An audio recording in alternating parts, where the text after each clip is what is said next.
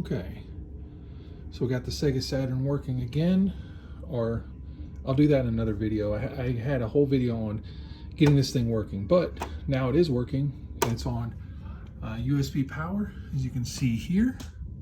It's connected by USB. I'll show you all about that later.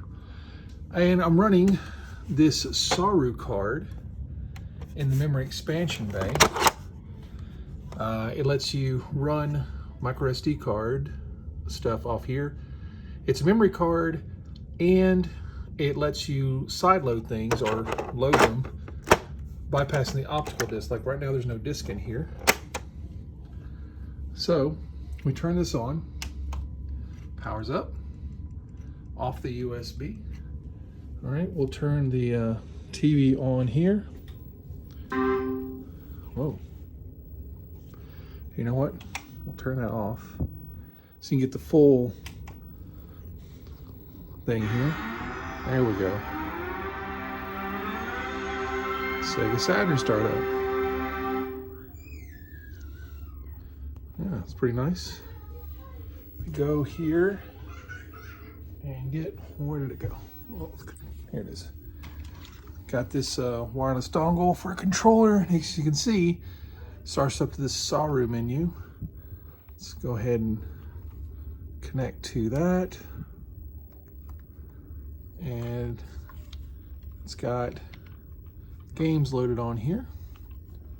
Whole list of stuff, including Japanese titles as well.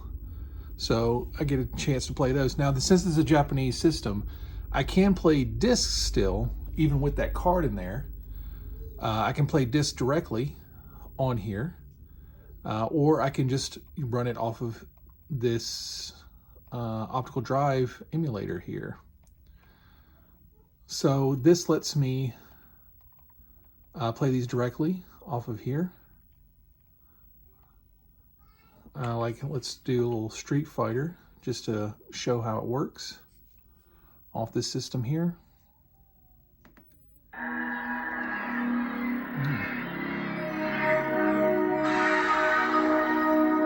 There we go. Capcom. Now loading.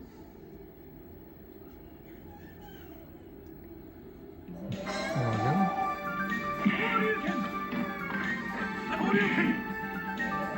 Alright, let's go ahead and start it up. 0. I guess 0 is the same thing as Street Fighter 3 in the US. Street Fighter Alpha, maybe. Okay. It's in Japanese, so I don't know. Fighting Birdie, I think that's the character's name from Street Fighter. Not a big Street Fighter guy, so I couldn't say one way or the other. There we go. Nash, excuse me, not Birdie. Well, I can't fight him because using one hand to record.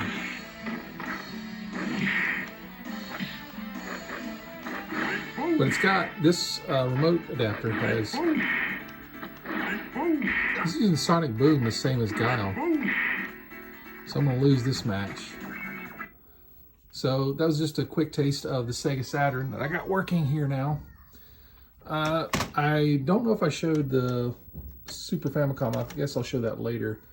But I'll have a video out on how I got this thing working off the USB power. But until then, I hope that this gives you a little taste of what the Sega Saturns are like with this emulator here that's running, again, without the optical drive.